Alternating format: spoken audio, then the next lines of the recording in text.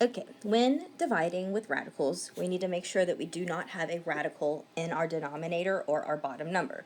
So if we do, like in this case right here, we have a radical 8 in our denominator, we want to do what's called rationalize the denominator, and we do that by multiplying the top and the bottom by the radical that's in the bottom.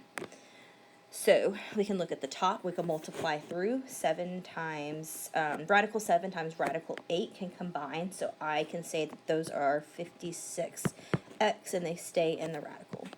And then on bottom, remember my, my trick, I can show you if I have radical 8 times radical 8, it's going to give me radical 64. And then if I break that down, it's going to have a pair of 8s, which I started with, and it's going to come out of the house and turn into 8. So if you can just remember the trick that any radical multiplied by itself is just that same number out of the radical. So we would have 8 here.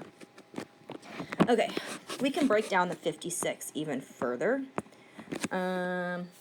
Let's just use, I don't know, 7 and 8. 7 is a prime number, so that's going to definitely stay inside of the house. And I know that 8 can come out as 4 and 2. Those are going to come out with a pair of 2s.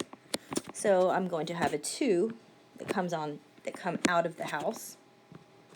And I have this also, this 2 right here that has to stay inside the house, but it has to be multiplied with the other 7 because they both stay inside the house.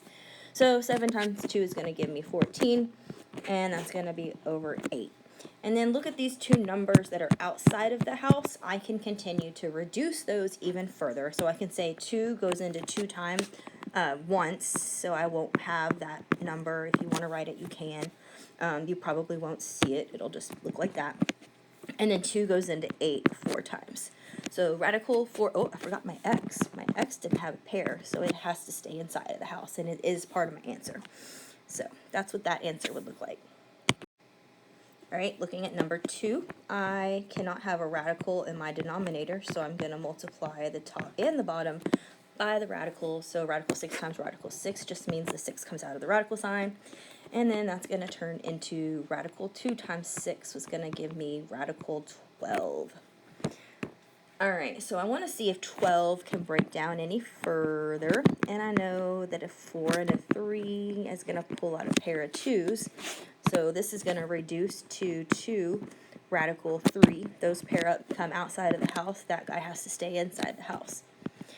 All over 6. All right, now we're going to look at our numbers out in the front, outside of the radicals, and those can reduce. So I'm just going to cut those in half.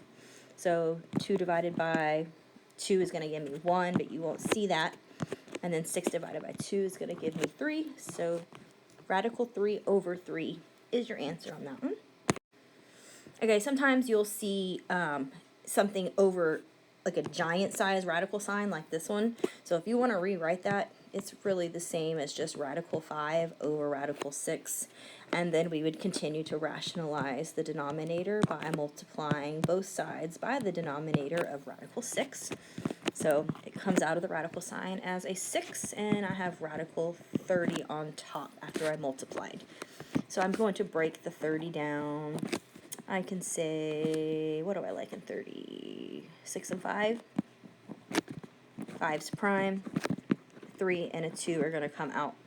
And those don't have pairs, so those have to stay inside of the house as well. So it looks like radical 30 is the most reduced I can make that.